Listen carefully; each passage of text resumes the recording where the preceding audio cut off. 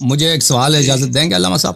Doctor صاحب سوال یہ ہے، دیکھیں ڈاکٹر صاحب، صحیح مسلم میں حدیث ہے، ملاحظہ فرمائیے میرے محترم ناظرین، یہ صحیح مسلم ہے، میں بہت اختصار کے ساتھ سوال کروں گا۔ حدیث یہ ہے، من خلع یدا من طاعۃ لقى الله يوم القيامة لا حجة له ومن مات وليس في عنقه بیعة مات میتة جاہلیہ، جو مر جائے اور اس کے گردن پہ کسی کی بیعت نہیں ہے وہ جاہلیت کی موت مرتا ہے۔ مسند احمد میں جلد نمبر 28 صفحہ نمبر 88 میں قال رسول اللہ صلی اللہ علیہ وآلہ من مات بغیر امام مات میتة جاہلیہ، جو بغیر امام کے مرتا ہے وہ جاہلیت کی موت مرتا ہے۔ کتاب السنہ، اچھا یہ اور اس کے اسناد بہت زیادہ، میں اس کو زیادہ طول نہیں دیتا۔ یہ امام کون ہے جو اگر اس کو آپ نہ مانیں، اس کی قرآن سے تو بیعت نہیں ہوتی نا۔ جنہوں نے یہ حدیث نقل کی، عبداللہ ابن عمر نے نقل کی یہ حدیث، یہ اس وقت نقل کی واقع حرہ کے وقت کہ جب مدینہ والوں نے خروج کیا تھا یزید پر، تو اس وقت کہ آپ کے لیے حرام ہے کہ یزید سے خروج کریں، تو وہ اس حدیث کا مصداق، اس امام کا مصداق کہ اگر اس کی بیعت آپ کی گردن پہ نہ ہو، وہ یزید کو سمجھ رہا تھا۔ تو عبداللہ ابن عمر نے جو بھی نقل کیا ہے، اس حدیث کو شخص فرد کے لیے نقل کیا ہے۔ امام سے مراد فرد ہے، امام سے مراد قرآن مجید نہیں ہے۔ یہ اس سے مراد کون ہے؟ ایسے خلفاء جنہوں نے کعبہ جلایا۔ ملاحظہ فرمائیے، آپ اہل حدیث ہیں۔ یہ کتاب مجموعۃ الفتاوی ابن تیمیہ ہے، جزء ثالث، آپ کے فرقے کا بہت بڑا عالم ہے۔ صفحہ نمبر 254 میں وہ فرماتے ہیں فإن أهل المدينة نقضوا بيعته وأخرجوا نوابه وأهله، مدینہ والوں نے یزید صاحب کی بیعت کو نقض کیا اور اس کے خلاف خروج کیا، تو اس نے فوج بھیجا، اس کو حکم دیا ان يدخلها بالسيف ويبيحها ثلاثا، کہ 3 دن مدینہ آپ کے لیے جائز ہے، اس میں مباح ہے، آپ جو مرضی کریں۔ فصار في عسكره في مدينة ثلاثا يقتلون وينهبون ويفتضون الفروج المحرمة، یہ الفاظ بڑے اہم ہیں۔ یزید کی فوج، اور کس کا قول ہے؟ کوئی شیعہ عالم نہیں ہے، ابن تیمیہ، شیخ الاسلام ابن تیمیہ، اور اہل حدیث کے علماء اس کے اقوال کو حدیث کی طرح حجت مانتے ہیں، میں نے بارہا دیکھا۔ اچھا، اس کے ہر بات کو مانتے ہیں۔ یہ اس کا اقرار ہے کہ یزید کی فوج جب مدینہ آئے 3 دن تک وہ قتل کرتے تھے، لوٹ مار کرتے تھے، اور یفتضون الفروج المحرمہ، اور لڑکیوں کے ساتھ بالجبر زنا کرتے تھے، ریپ کرتے تھے۔ اچھا، یہ کتاب فتح الباری ہے، ابن حجر عسقلانی صاحب کی، جلد نمبر کون سی ہے؟ 9۔ اس کتاب میں ملاحظہ فرمائیے، حدیث نمبر 4664 کے ذیل میں فرماتے ہیں حين مات معاویہ امتنع البیعۃ لیزید۔ اچھا، یزید نے کیا کیا؟ مسلم ابن عقبہ کو مدینہ بھیجا، واقع حرہ ہوا ہے، اور اس کے بعد واقع حرہ کے بعد اس کی فوج مکہ کی طرف گئی ہے۔ فحصر ابن زبیر بمکہ ورموا الکعبۃ بالمنجنیق حتی احترقت، یزید کے فوج مکہ گئی ہے اور مکہ میں انہوں نے منجنیق سے، کیٹاپلٹ سے کعبے کی بمبارڈمنٹ کیا، یہاں تک کہ کعبہ شریف کو آگ لگی ہے۔ یہ کتاب البدایہ والنہایہ جزء 11، یہاں پر یہ ہے فلما كان يوم السبت نصبوا المجانيق على الكعبة ورموه حتى بالنار فاحترق جدار البيت، انہوں نے سنہ 64 میں مکے پہ حملہ کیا، کعبہ شریف کو کیا مارا؟ منجنیق سے مارا اور کعبہ شریف کو جلا دیا۔ اچھا، اس کے علاوہ محترم ناظرین، کیا آپ کے نزدیک وہ خلیفہ، دیکھیں یہ خلیفہ کون ہے جس کی بیعت آپ پہ واجب ہے؟ آپ ابھی نبی کا قول ہے، میں سب جماعت مخالفین کے عوام سے پوچھتا ہوں، علماء سے پوچھتا ہوں، وہ فرد کون ہے جس کی بیعت اگر آپ کی گردن پر ہے تو آپ مسلمان مرتے ہیں ابھی، اور اگر اس کی بیعت آپ کی گردن پہ نہیں ہے تو آپ فاجر جاہلیت کی موت مرتے ہیں؟ یہ کتاب تاریخ الخلفاء السیوطی ہے، عبد الرحمن سیوطی کی، یہاں پہ ایک خلیفہ ہے، اس کا نام الولید ابن یزید ابن عبد الملک ہے، اس کے متعلق فرماتے ہیں الخلیفۃ الفاسق، یہ خلیفہ فاسق تھا، وکان فاسقا شریبا للخمر، فاسق تھا اور بہت شراب پیتا تھا، منتہکا حرمات اللہ، اللہ کے حرمات کو پامال کرنے والا خلیفہ، اراد الحج یشرب فوق ظہر الکعبہ، اور اس کمینے کے یہ حالت تھی اس کے کفر کا کہ اس نے کہا میں حج جاتا ہوں، حج کس لیے جاؤں گا؟ حج کعبہ شریف کے چھت پہ بیٹھ کے میں شراب پیوں گا، لیکن یہ مر گیا مکہ پہنچنے سے پہلے، ارادہ یہی تھا۔ یہ کون ہے؟ یہ عثمان ابن عفان کا پوتا ہے، یہ ولید ابن یزید ابن عبد الملک ابن مروان، یہ مروان ابن الحکم کا پوتا ہے، اور ماں کی جانب سے عثمان کا پوتا ہے۔ میں کعبہ میں حج کس لیے جاؤں کہ کعبہ شریف کے چھت پہ جا کے میں شراب پی لوں۔ لوگوں نے جب اس کی سپورٹ چھوڑ دی ہے تو اس نے کہا کیوں ہمارا سپورٹ نہیں کرتے تو میں تمہیں پیسے بہت دیتا ہوں۔ اس نے کہا ننقم علیک انتہاک ما حرم اللہ وشرب الخمر ونکاح امہات اولاد ابیک، لوگوں نے کہا کہ ہم آپ کی سپورٹ اس لیے نہیں کرتے کہ شراب تو پیتا ہے، کسی حرام سے تو نہیں ڈرتا، اور تو اپنے سوتیلی ماؤں کے ساتھ یعنی اپنی ماں کے ساتھ محارم کے ساتھ زنا تو کرتا ہے۔ اور جب اس کو قتل کیا گیا، اس کے سر کو اس کے بھائی کے پاس لائے لوگوں اس کے بھائی نے کہا بھلے اشہد انہ کان شروبا للخمر ماجنا فاسقا ولقد راودنی علی نفسہ. اس کے بھائی نے شہادت دی کہ میں اس کے بھائی بعد میں خلیفہ بنا. اس کے بعد کہا کہ میں شہادت دیتا ہوں کہ یہ شرابی تھا, یہ فاسق تھا, اور اس نے مجھے بھی ریپ کرنے کی کوشش, بلکہ راودنی اور مجھے بھی ریپ, یہ ہوموسیکسول بھی تھا, محارم کے ساتھ زنا بھی. بہرحال میرے بھائی آپ یہ سے رسول اللہ صلی اللہ علیہ وسلم نے فرمایا کہ جو مرے اس کے اگر امام نہیں ہے وہ جاہلیت کی موت مرتا. اچھا بس ختم, جاہلیت کی موت. یہ امام کون ہے کہ اسلام کا دار و مدار اس کی طاعت, اس کی معرفت پر ہے. اگر آپ کہتے ہیں ظاہری خلفاء, تو ظاہری خلفاء آپ کے یہ ہے, کردار یہ ہے جناب, دیکھ کردار یہ ہے. ان پہ لعنت نہ کرنا سے لوگ جو کعبہ شریف کو ان پہ لعنت, ان کے بیعت کیا, ان کے پہ لعنت نہ کرنا خود ہی بڑی گناہ. کیا آپ کہتے ہیں یہ, یا یہ کہتے ہیں کہ وہ ہیں جو نبی جیسے معصوم ہیں؟ وہ کون ہے, یہ کون ہے, اور ابھی آپ کا امام کون ہے؟ اس سوال کا جواب دے دیں کہ اگر آپ نے اس کی بیعت آپ کی گردن پہ نہیں, اس کی معرفت نہیں ہے, تو آپ جاہلیت کی موت مریں گے. بسم اللہ. بسم اللہ الرحمن الرحیم. دیکھیے, ایک تو حسن اللہ یاری صاحب نے یہ بات اٹھائی کہ امام جس کی بیعت کا قلادہ جو ہے وہ لازم ہونا چاہیے. دیکھیے, ہم پہلے ہی واضح کر چکے ہیں کہ وہ امام ائمہ اہل بیت میں سے ہو, وہ خلفائے راشدین میں سے ہو, جو بھی مسلمانوں کا امام, ایون کہ امام متغلب, ٹھیک ہے, جو دھکے سے امام بن جائے, سیاسی انتشار سے بچنے کے لیے, مسلمانوں میں باہمی قتل و غارت سے بچنے کے لیے ضروری ہے کہ جو بھی سیاسی اعتبار سے آپ کا امام مقرر ہو جائے, ایون کہ ہم اس میں چھوڑ دیں کہ ہم بنو امیہ میں, بنو عباس میں, ہم آج کل کے دور کی بات کر رہے ہیں. آج کل کے جو ہمارے امام ہیں, کیا ہم ان کے خلاف خروج کے قائل ہیں, یا ہم ان کی جو ہے وہ امریکہ کی اطاعت کے اوپر راضی ہیں, یا ہم جو ہے وہ ان کے سارے کارناموں کے اوپر مطلب خوشی کے شادیانے بجا رہے ہیں؟ آج بھی ہم یہی بات کرتے ہیں, اور ہم قیامت تک یہی بات کریں گے. آپ صرف 100 سال تک کیوں رہتے ہیں, آپ 14 صدیوں کا تذکرہ کیوں نہیں کرتے؟ 14 صدیوں میں جو ہے وہ مختلف جو بھی مسلمانوں کے حکمران رہے ہیں, تو ان سب میں آج بھی ہمارا وہی نیریٹو ہے, آج بھی ہمارا وہی بیانیہ ہے. ہم خروج کے قائل نہیں ہیں, ہم قتل و غارت کے قائل نہیں ہیں,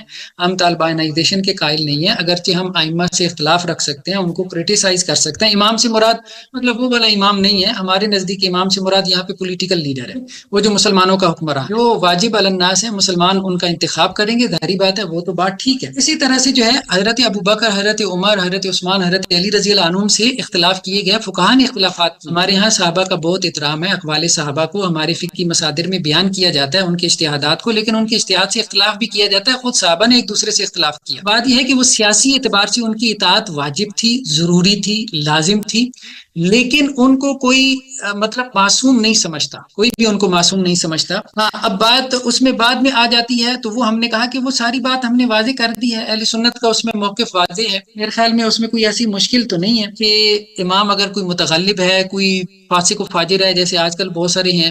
آپ کو بھی میں نے, مجھے نہیں پتا آپ کا کیا ہے, آپ خود ہی اپنا موقع واضح کریں گے کہ آپ کو خمینی صاحب کے اوپر بھی کافی اعتراضات تھے. ٹھیک ہے, ہو جاتا ہے, ٹھیک ہے. اب آپ کیا کریں, اب لوگوں کو آپ اٹھانا شروع کر دیں کہ جی ان کے خلاف آپ بغاوت کریں. تو اصل میں ہم نے یہ بات کہی ہے کہ وہ جو امامت ہے نا, وہ جو خلافت ہے, خلیفہ جو ہے, وہ جو امام ہے, وہ فاسق و فاجر بھی ہو سکتا ہے اور وہ عادل بھی ہو سکتا ہے. مسئلہ تو یہ ہے نا, دیکھیں بات یہ, آپ نے اس کو کہا کہ جی وہ عادل ہونا چاہیے, ٹھیک ہے, یہ بات آئیڈیل ہے کہ وہ عادل ہونا چاہیے, لیکن ایک بندہ آ گیا تو اب آپ کیا کریں گے, انتشار پیدا کریں گے یا اب آپ اس کو لے کے چلیں گے؟ تو ہم یہ کہتے ہیں کہ انتشار پیدا نہ کریں, آپ اس کو لے کے چلیں. مسئلہ یہ ہے کہ آپ نے وہ سارے جو عادل بنا دیے, وہ سارے کتابی ہیں, ٹھیک ہے, جو آخری امام بھی ہیں وہ بھی 1150 سال سے غائب. مقصد ان کا یہ تھا کہ وہ آ کے عدل قائم کریں گے. مسئلہ یہ ہے کہ میرا مسئلہ تو حل نہیں نہ ہوتا.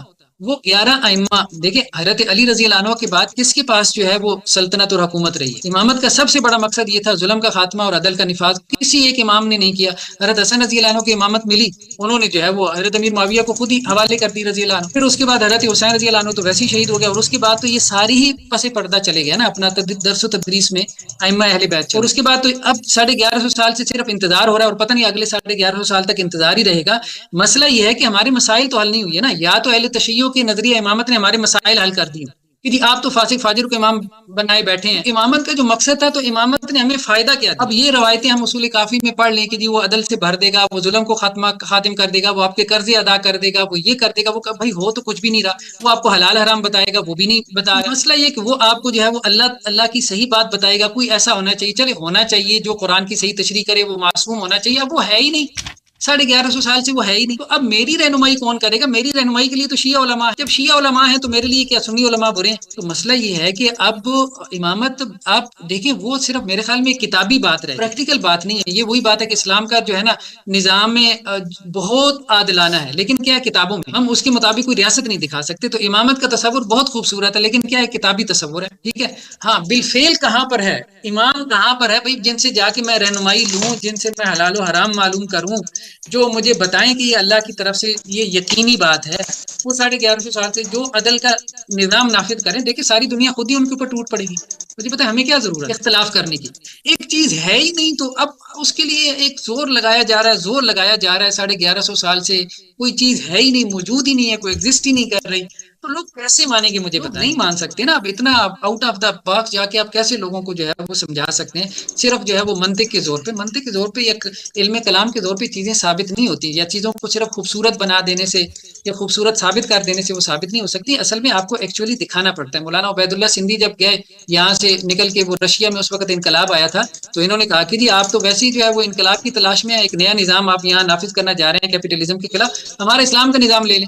تو انہوں نے سارا سنا، انہوں نے کہا بہت اچھا نظام ہے آپ کا ماشاءاللہ، لیکن بتائیں ہے کہاں دنیا؟ تو مقصد یہ ہے کہ امامت چلیں مان لیا، بہت اچھا کانسیپٹ آپ نے پیش کر دیا، ٹھیک ہے، کوئی ایسا ساری آپ کی لاجک مند کہاں ہے امام کہاں جن کے پیچھے میں چلوں، جن کو میں فالو کروں؟ صرف میں نے اگر وہ چند روایتیں مان کے پھر وہیں بیٹھ جانا ہے، ٹھیک ہے. وہ فاسق و فاجر آپ کے یہاں بھی اس وقت امام بانے بیٹھے ہیں، سیدھی سی بات ہے. مطلب اس وقت آپ کے بھی امام کون ہیں؟ آپ کی سٹیٹس کے مطلب کون فیصلے کر رہے ہیں وہاں پہ آپ کے قاضی کون ہیں؟ وہاں پہ آپ کے وہ کون ہیں؟ زیادہ سے زیادہ آپ روایتیں لے آتے ہیں. روایتوں میں اتنا اختلاف ہے. پہلی بات تو یہ آپ فقہ کی کتابیں اٹھا کے دیکھ لیں، ائمہ کی روایتوں میں اتنا اختلاف ہے، اختلاف ہی نہیں حل ہوتا. ولو کان من عند غیر اللہ لوجدوا فیہ اختلافا کثیرا.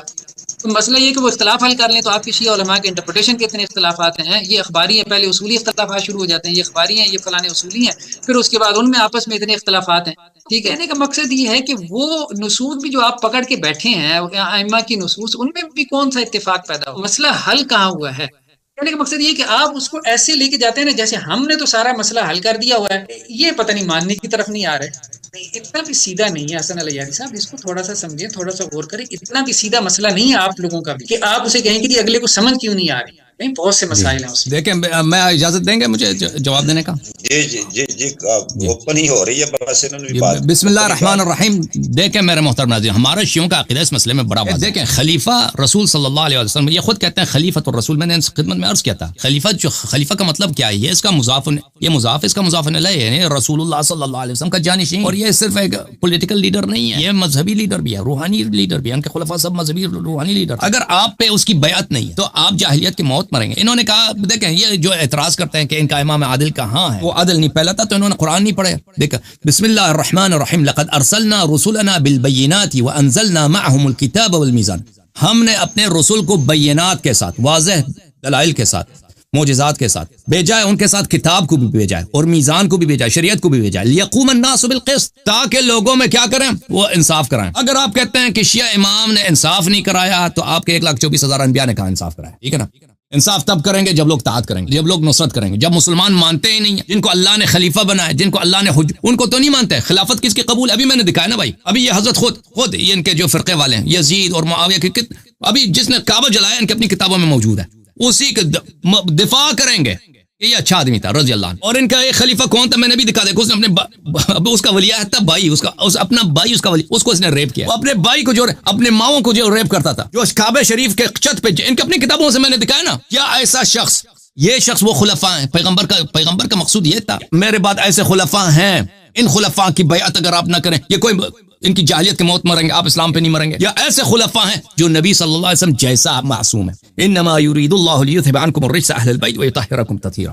بات واضح ہے، یہ نبی صلی اللہ علیہ وسلم کی حدیث ہے، جھوٹی نہیں ہے، وہ متواتر ہے. شیعہ نے بھی روایت کی، مخالفین نے بھی روایت کیا کہ اگر آپ مریں، امام کی بیعت نہیں آپ کے پاس، آپ جاہلیت کی موت مرتے ہیں. تو ایسا امام ہونا چاہیے ابھی دنیا میں. ایسا امام ہے الحمدللہ رب العالمین، اس کے قائل ہیں انہوں نے انصاف کیوں قائم نہیں کیا؟ اور اس لیے نہیں قائم کیا، وہ نہیں کرنا چاہتے ہیں، ان کا وجود نہیں ہے، اسی لیے جیسے 1,24,000 انبیاء نے انصاف قائم نہیں کیا، میں نے قرآن کی آیت دکھائی، اس لیے کہ لوگوں نے مانا نہیں ہے، لوگ مانیں گے تو انصاف کرائیں گے انشاءاللہ تبارک و تعالی۔ میرے مزید سوال ہے لیکن ڈاکٹر صاحب تک گئے ہیں، اگر ان کے پاس کوئی سوال ہے، کوئی حکم ہے تو میں جواب دینے کے لیے تیار ہوں۔ نہیں، میرے خیال میں کافی زیادہ بحث ہوگی، اگر اجازت دے دے تو اچھا ہے۔ میرے مزید سوال ہے، پھر کبھی وقت دے دینا ہمیں ڈاکٹر صاحب انشاءاللہ۔ چلیں انشاءاللہ بیٹھ جائیں، انشاءاللہ وعدہ دیا انہوں نے۔ جی سر بولیں۔ حسن اللہ یاری صاحب ایک سوال میں آپ کے لیے بھی تھا، وہ تو میرے ذہن سے نکل گیا ہے، ایک میں اپنے مہمان خصوصی جناب ڈاکٹر صاحب کو آپ جانے دیں، ڈاکٹر صاحب تک گئے ہیں، ان صبح بار بار کا ڈیوٹی پہ جا رہے ہیں، ان کو جانے دیں، پھر ہم مجھ سے سوال کریں۔ اجازت سے جی بسم اللہ بسم اللہ۔ ڈاکٹر صاحب اب ایک سوال کر لوں، اجازت ہے نا؟ شکریہ۔ میں نے پڑھا ہے کہ یہ سنا ہے علماء سے ہی کہ یہ جو ہم کہتے ہیں نا، آپ نے جو فرمایا کہ بھی یہ جو ہمارے خلفاء ہیں، جو خلیفہ ہمارے خلفاء راشدین رضوان اللہ علیہم اجمعین، آپ کی زبان سے میں سن کر مجھے تھوڑا تعجب ہوا کہ آپ کہہ رہے ہیں کہ یہ ہمیں ان کو یعنی نص سے نہیں مانتے یا ان کو ایسی مانتے ہیں اور یعنی حاکم، اور پھر ان سے اختلاف بھی کیا جا سکتا ہے۔